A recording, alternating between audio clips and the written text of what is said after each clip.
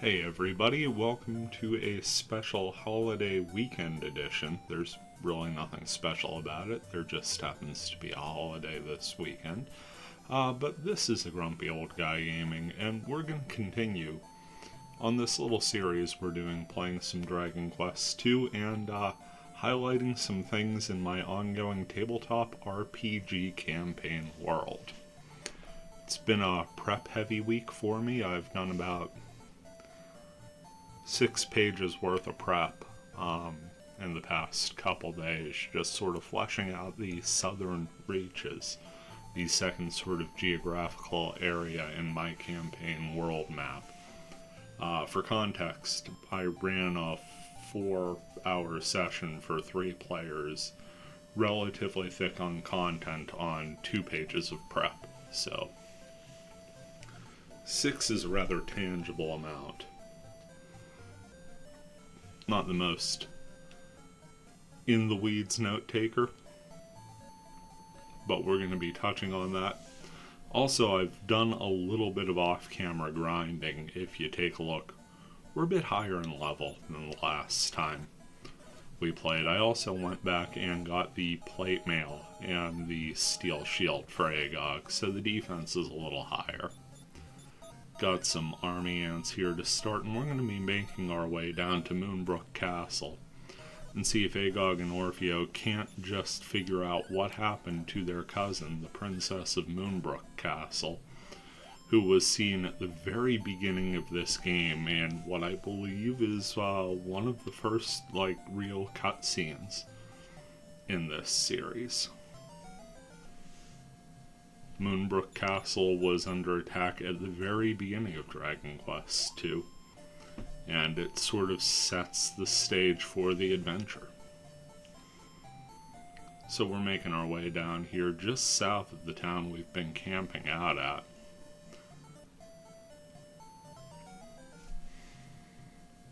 Four smokes. Holy smokes.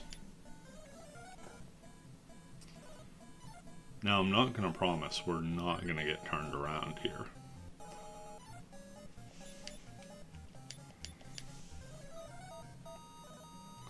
Ooh.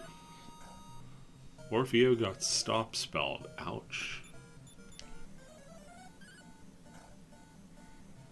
Fortunately, no real damage came of that, so did get a treasure chest. And it's closed. So it's gold. Okay, there's Moonbrook Castle. We overshot it a little. Take a little bit of damage through the marsh there. Still fine hit point wise.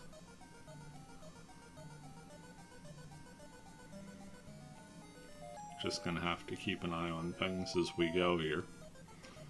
Got a couple doors up here we can open with the silver key.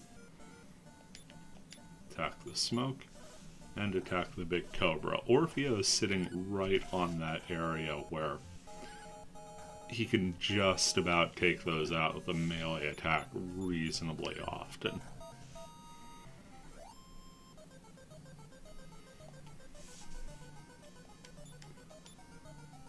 So the campaign world. The southern reaches are kind of my tribute to old school D&D.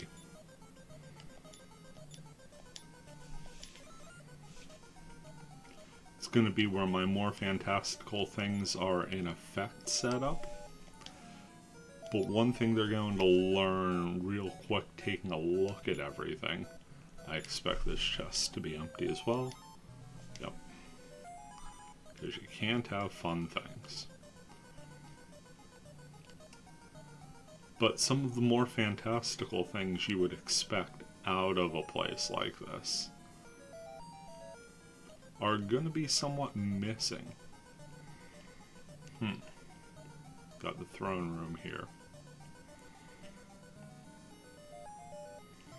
This appears like it's going to be a little bit of a maze for us to figure out. 4 lizard flies. It is worth noting that we could duck out of the castle here if we get in trouble. Do have the return spell on Orfeo, so that will be beneficial.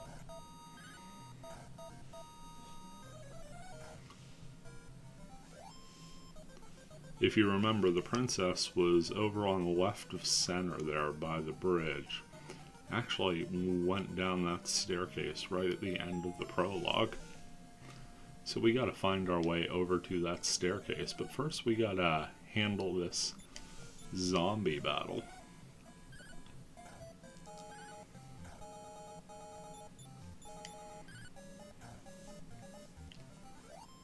So in days past in the southern reaches, the seats of power for the elven and dwarven kingdoms could be found down in the south.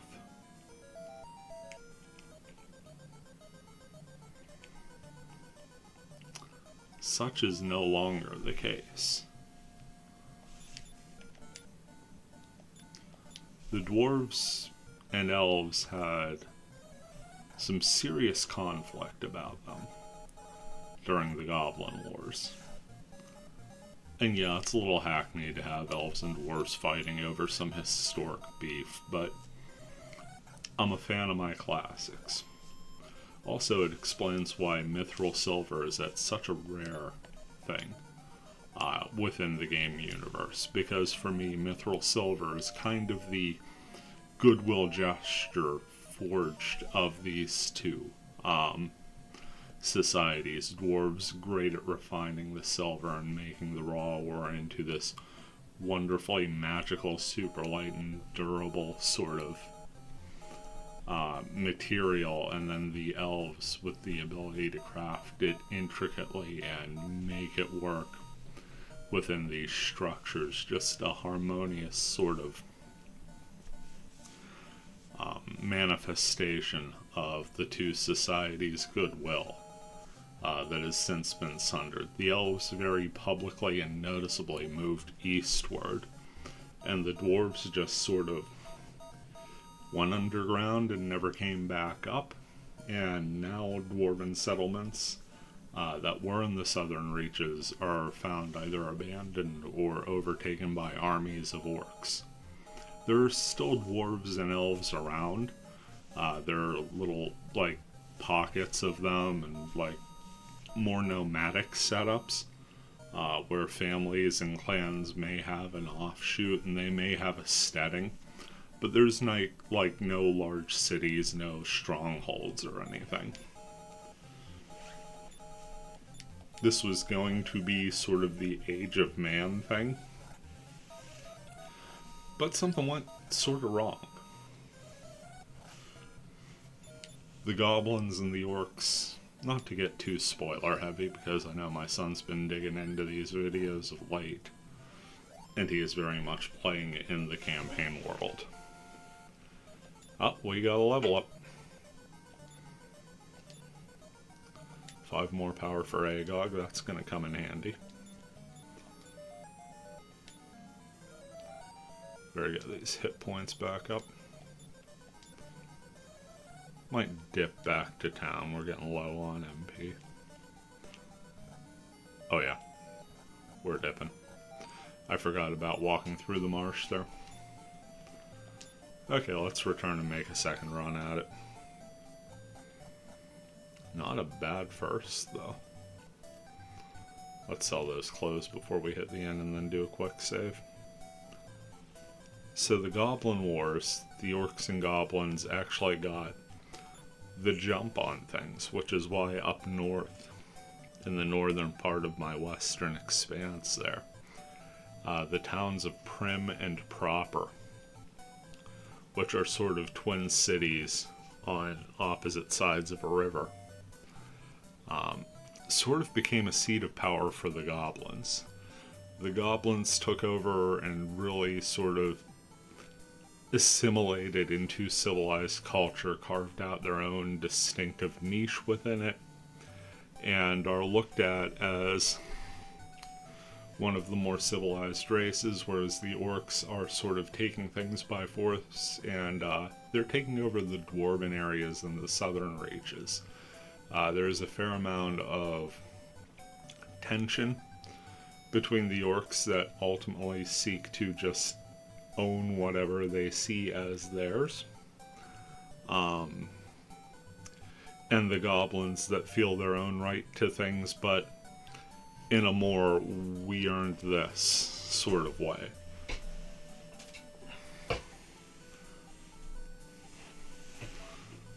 At least that's how I see it in my head. Like, the goblins really feel like conquerors of the Northwest there, and in a sense they are. The orcs, for some reason that will be found later in the campaign, set out further south and really sort of abandoned the Northwest entirely. Don't see them really popping up at all in the northwestern part, and really scarce when you get into the main continent until you get down to the southern reaches. But they are certainly making headway into the old dwarven strongholds, and it's getting to the point where they're pretty much orcish strongholds. 23 gold, not a huge boon for us at this point, but any is beneficial. And with these larger runs in the game, we are going to come close to party wipes. If that happens, we're going to lose half our gold and again be scolded by NPCs. Because this game is just mean. We've managed to avoid it so far. I've been remarkably deathless. Not deathless, total party wipeless. Characters have dropped.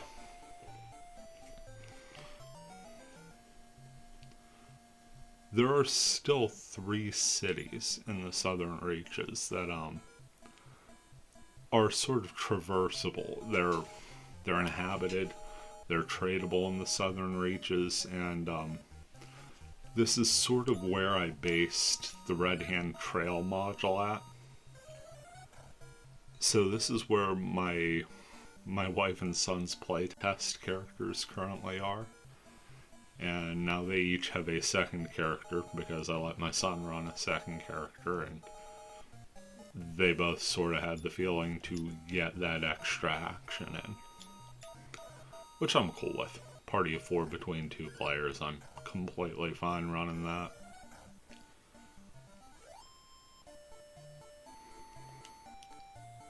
But the town next to the sort of cave system that this trail was at is called Calm. K''Halm, because you just can't name things normal in a tabletop RPG. At least I can't. It just does not feel right if you try. And the other 2 towns are Turnbeck and Last Chance. And they sort of make a little mini progression to an island where I put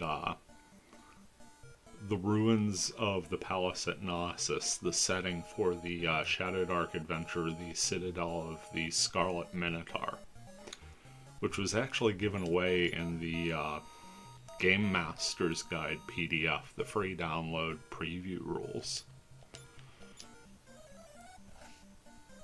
Crazy expansive map. Like, it is a fun little module put there that has in its own right a fantastic amount of lore that I'm just sort of patching in. I'm assimilating that into the game world as just an offshoot of society. I've decided to make the 3 king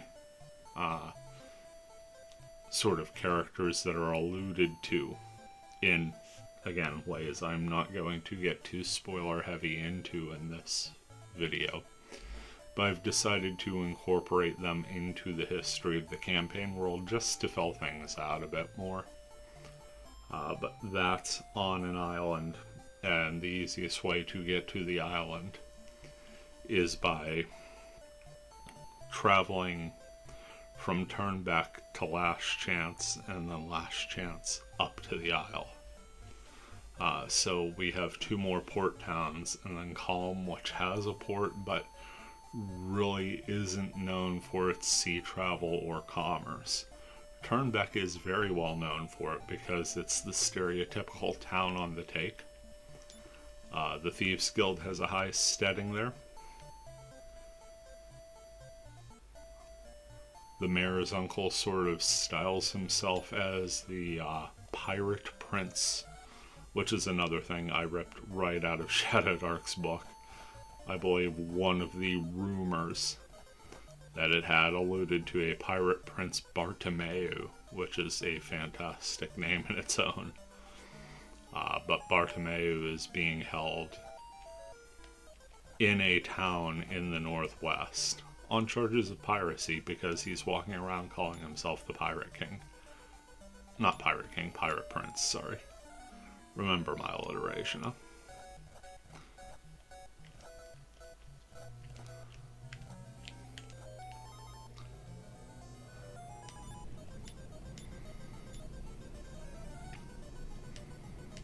I should have paid better attention to where the entrance is here. Is it the whole way down? Yep. Okay. So we've made it in. One last check on the hit points.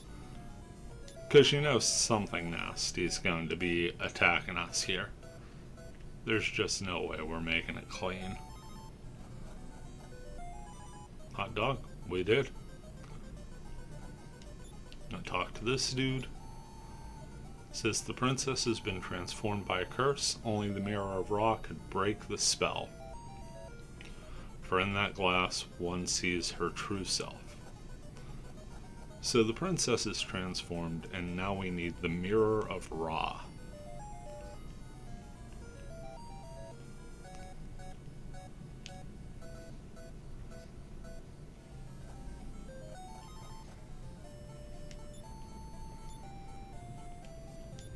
So we got the information we needed from Moonbrook Castle.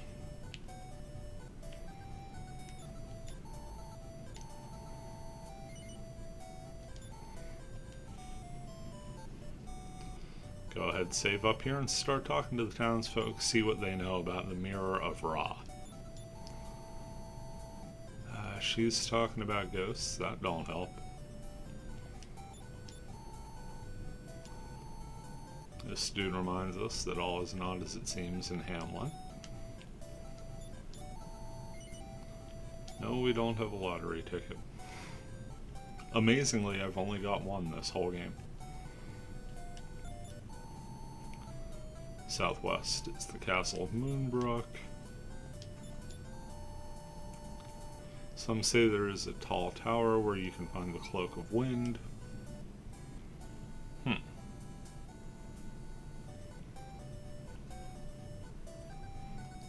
Yeah, I think we talked to this guy. Yeah. So townsfolk not super helpful here. Maybe this guy. Nah, he's just an escapee from Moonbrook Castle. Awesome.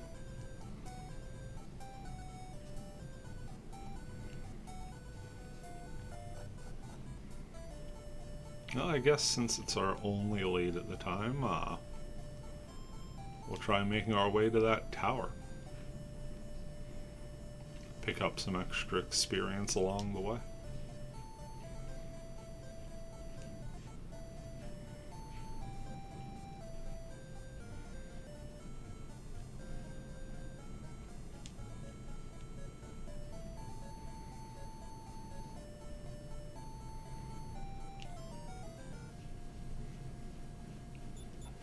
Cenopods, we're really not sweating those like we used to.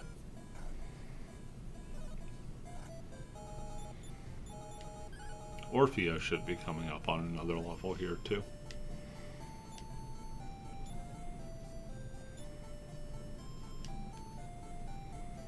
But I'm getting rather excited for the possibilities here in the southern reaches. The campaign in the Northwest seems to have hit another timing snag.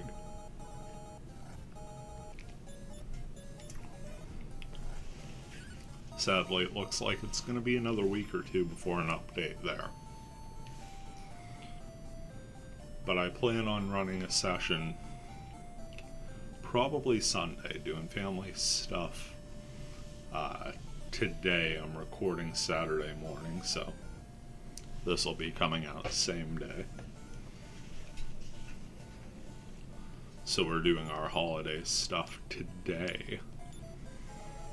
And then tomorrow I'll probably run a session. Assuming, of course, everyone is up to playing.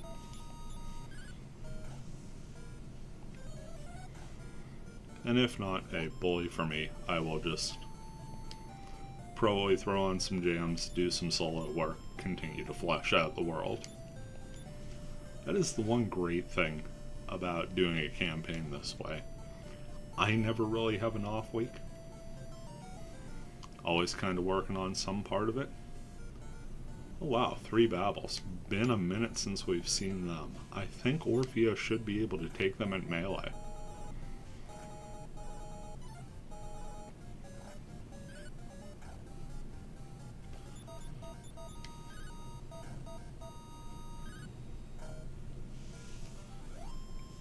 Agog's hit points are holding up much better with the new armor.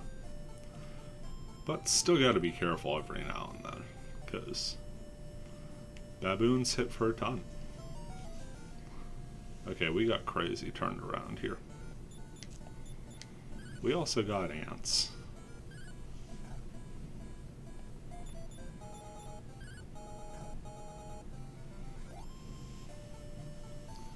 Getting some good XP though.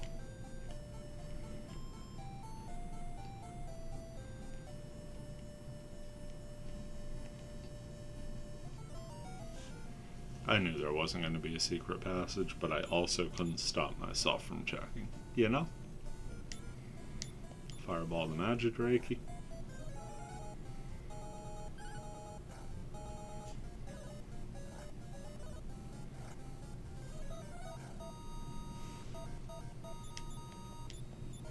And fireball the lizard fly.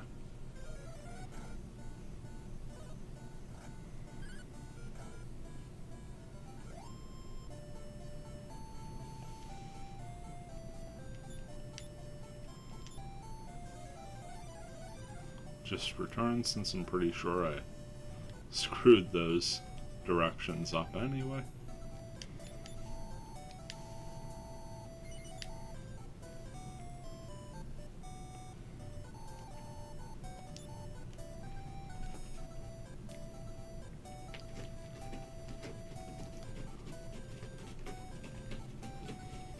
The plan for Sunday, now that I've got my 3 towns sort of fleshed out. There's technically a little village close to Calm that I don't have mapped out. It's just sort of a nondescript location. And in honor of defeating the goblins of the Red Hand Trail, my wife and son's characters in the southern reaches sort of have a hero status, so they get free room and board there whenever they're in town. It's a very agrarian village, a lot of farming, a lot of fishing. So they're constantly running to Calm for trade and whatnot, so they also get free rides to the city.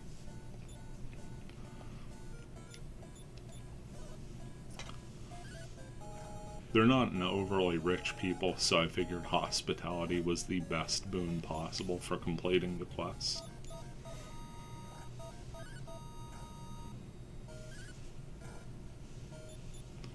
Yeah, Orfeo not quite up to muscling up on the cenopods. Their armor's still a bit crazy for him. See if this route yields us some better results. Those baboons.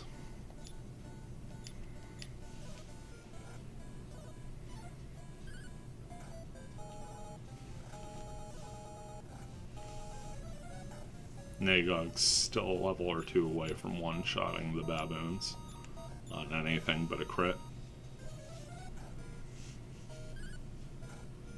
But the towns are ready. There are some hooks to take them to minor quests and everything. And there are a couple more dungeons littered throughout, and like I said, the Dwarven Ruins being overrun by orcs. I've got my hex crawling tables ready.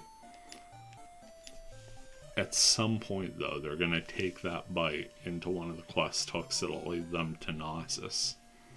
And the Citadel is designed to be one of those maps that... Two baboons, this could be a bit of trouble.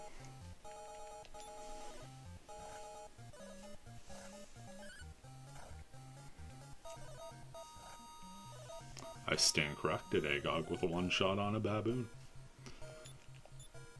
And right in the nick of time, too.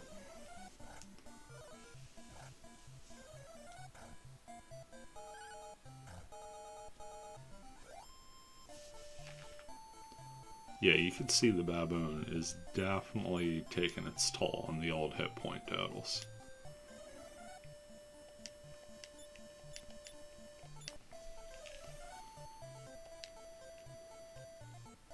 At some point, Orpheus should get leveled up fire magic, and that will help us out a great deal.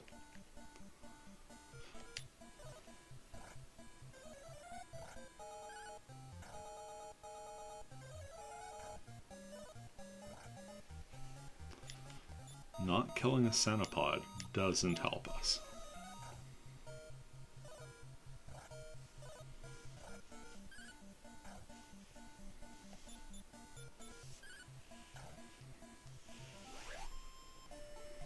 I think I'm going to burn an antidote out of the inventory here on that.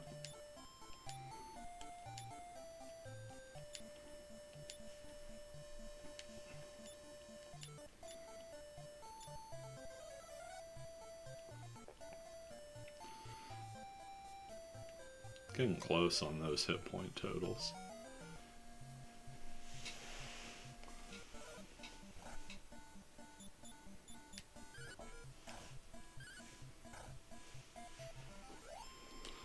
But the Citadel is designed to not just...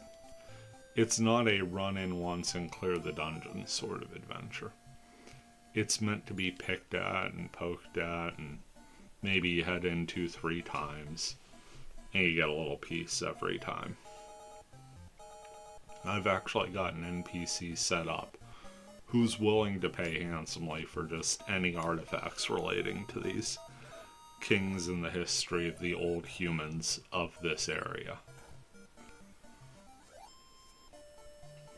The pre-war area has become a sort of a romanticized era, certainly an area of scholarly interest. Orpheo learned a new spell. That could be huge. Outside. Okay. So we can now get out of caves and things as well. Cast the spell of return. Back to the inn we go.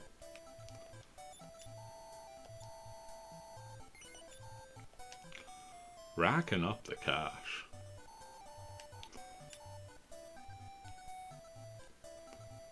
Go ahead, drop a quick save down here. There's really nothing else to buy as far as weapons and armor go that'll benefit us.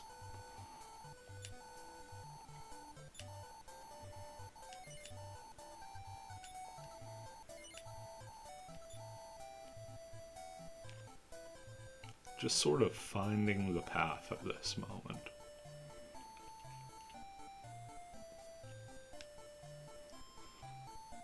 I think there's... I want to say there's a bridge up this way that may yield us some better results.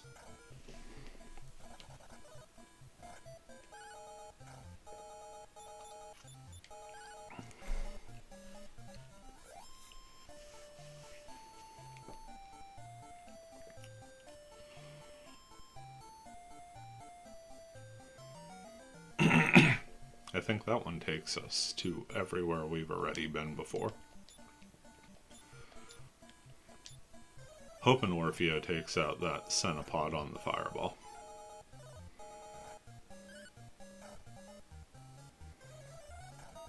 There it is.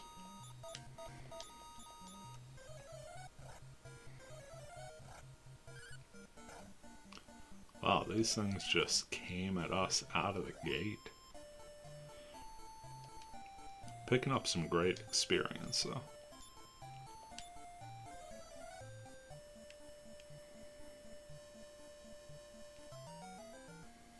Yeah, there should be one a little further north here. Try and conserve MP on this attack.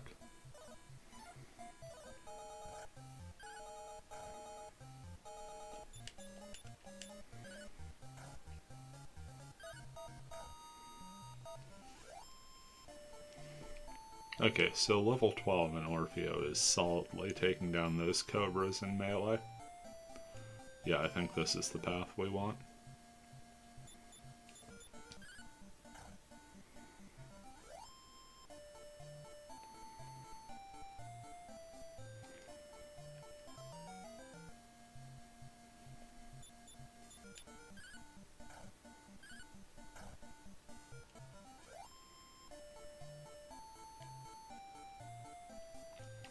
So just kind of making the way through.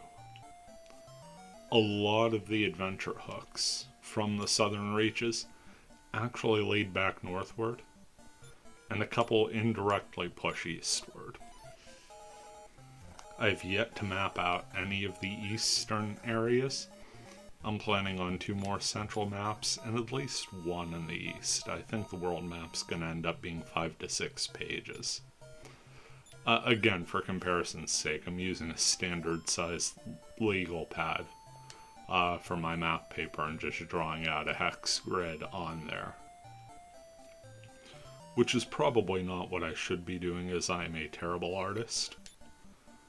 That's putting it lightly. But aside from the fact that I kind of lost the use of row A through wonky mapping on the first map, I've got it down fairly standardized.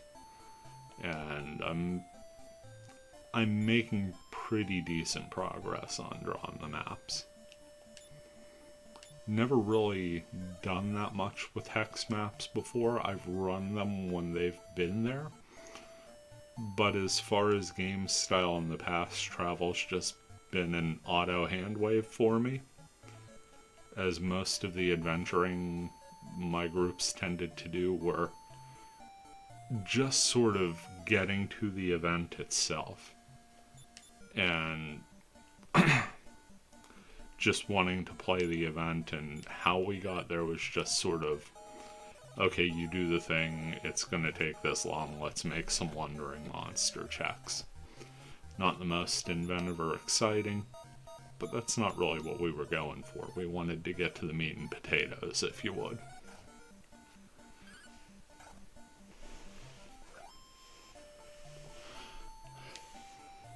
Taking this broader approach, maybe it's a sign of difference in me more than anything else.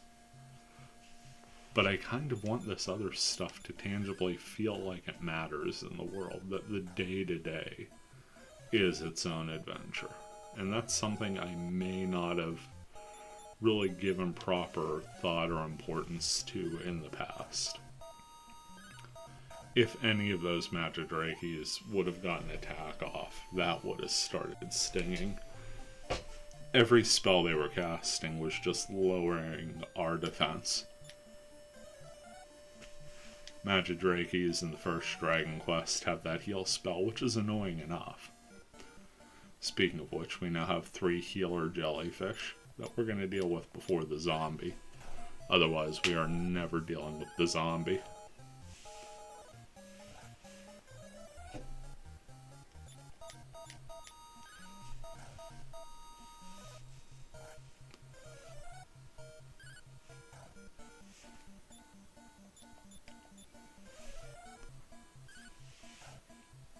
Okay, the healer just kept healing the zombie, so that was a lucky break for us. As is it constantly standing guard. That's a zombie that held on to life. Okay, now, how do we progress from here? I guess down is the way. Yeah. Down, across, and over. Okay. Again, don't have any accessory maps up. Probably not going to make that mistake again.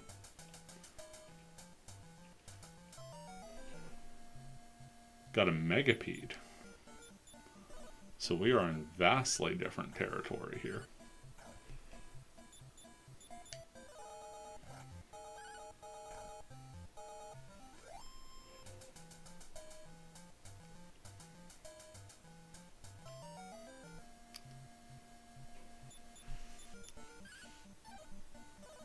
Love the sort of bold colors of the megapede.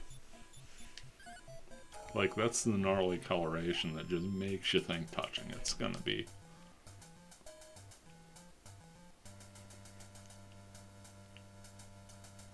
Got a treasure chest down here. Let's see what we got inside.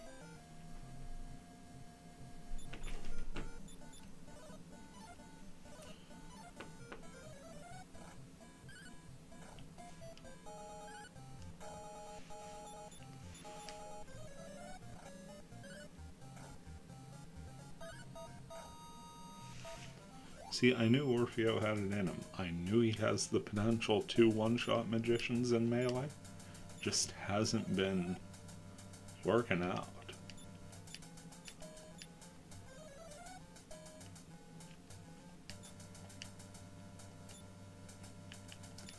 I wonder if the mirror was back at the castle.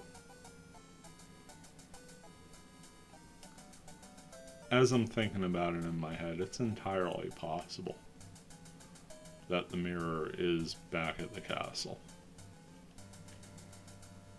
Maybe in a hidden location. Maybe in the throne room, because you typically don't have throwaway items like that.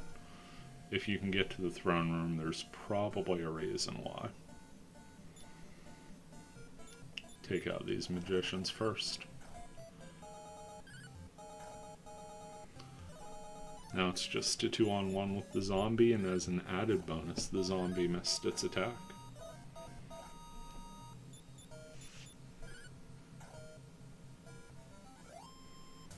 So yeah, that went about as well as could be expected.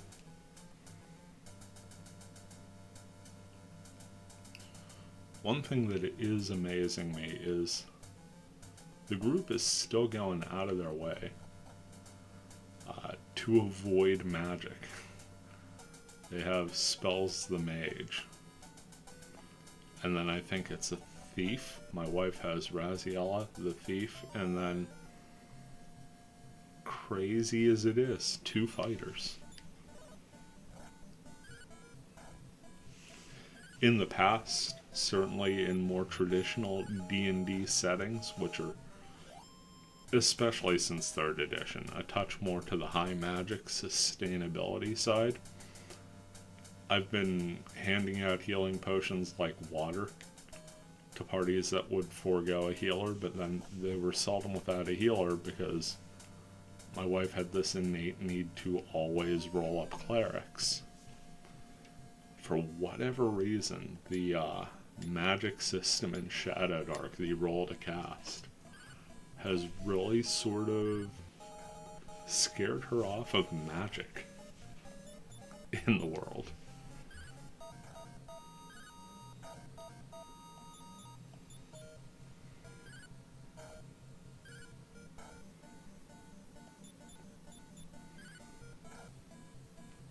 Now, them having 4 characters should mean that they should be able to make through some beefier encounters, I'm gonna say.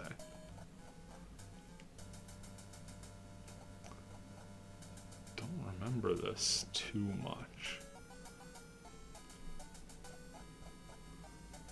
I guess these are all just gonna be dead-end staircases.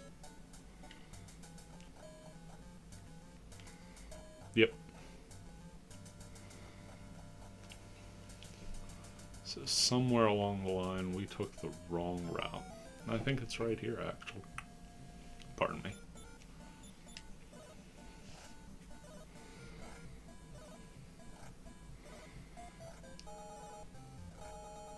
So I'm fairly certain we have to backtrack here.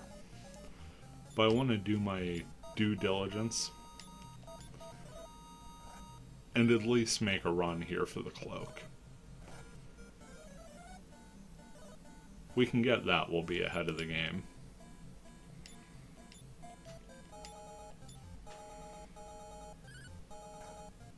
Of course, that's assuming we make it out of this battle. We may not have a choice. We may have to retreat here.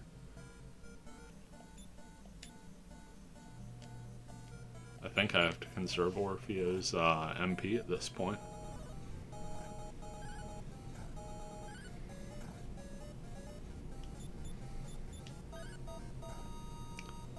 Just let Agog thin him out here.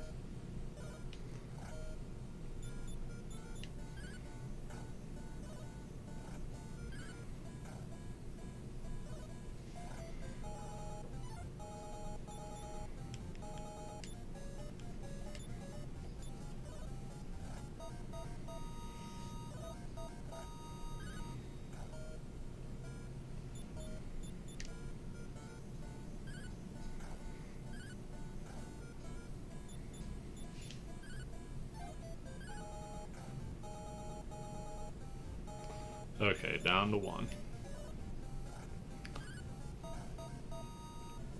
Just in time. Nice chunk of experience, not sure it was worth it. Gonna hope we have enough MP here for a return spell. Nope. MP is too low. That's a problem.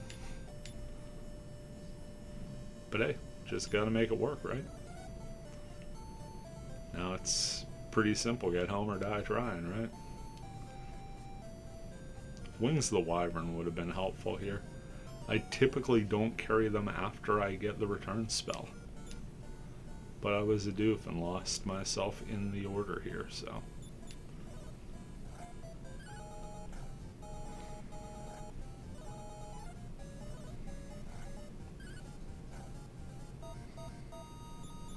Pretty classic run of just stretching the resources thin. Fortunately, we should have a shorter walk back.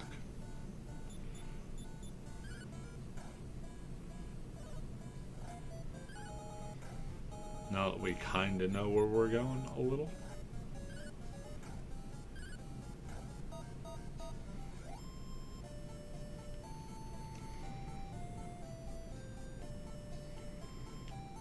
Nice thing is, if we die, we still have a chunk of gold.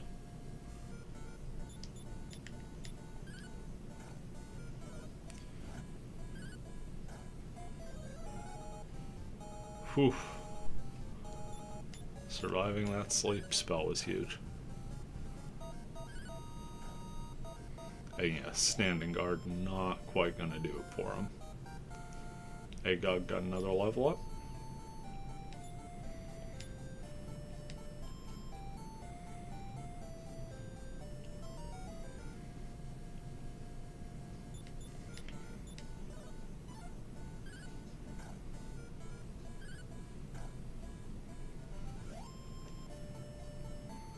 See, those are the combats we need to really start having.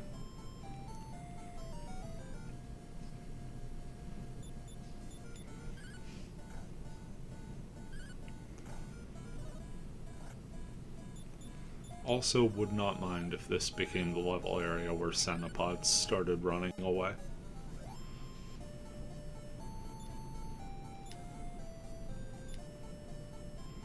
$120 gold.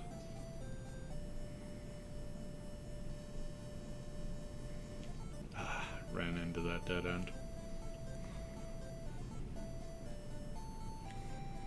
Okay, we gotta take full. No, yeah, we do. Those mountains are throwing me off. I keep thinking there's a passage through, and there's clearly not. Otherwise, we would have been able to make it down the first trip. Okay, our faith in Orpheo's physical attack worked out there.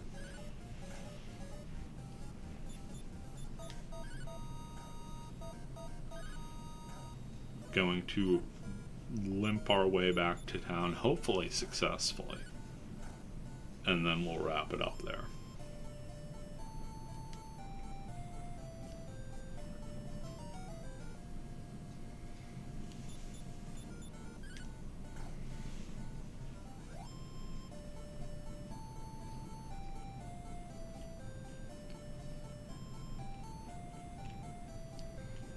take our walk along the beach. Army ants. Okay. Well, at least we know it will be less painful than those ghost mouse onslaught. The ghost mouse onslaught.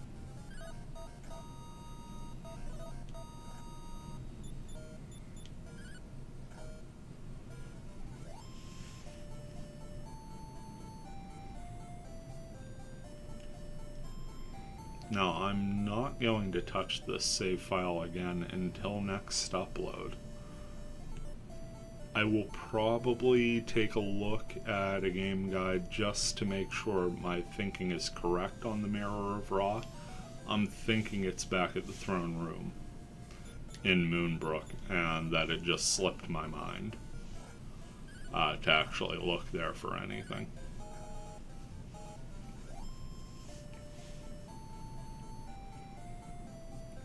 And if that's the case, then next time I get to humble up a bit, and then we get to find our third descendant of Erdrick and make a renewed run at the Cloak of the Wind after some impromptu level grinding. It's been a while, and if this is the first video you're seeing in the series, perhaps you're unfamiliar with Dragon Quest II. You are finding your fellow descendants of Erdrick, as they are three cousins scattered throughout the kingdoms of this land. But every time you find a new relative to join the party, they're level 1. So you gotta train them up.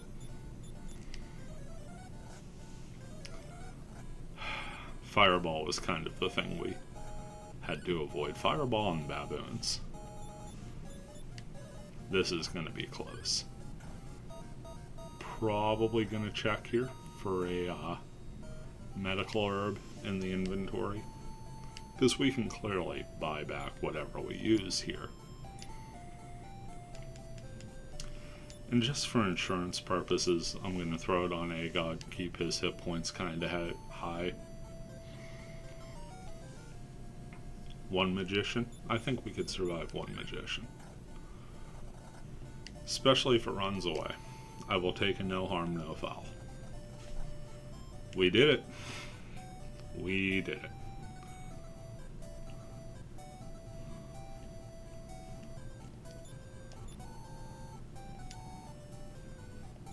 Medical herb for Agog. Let's give him 2.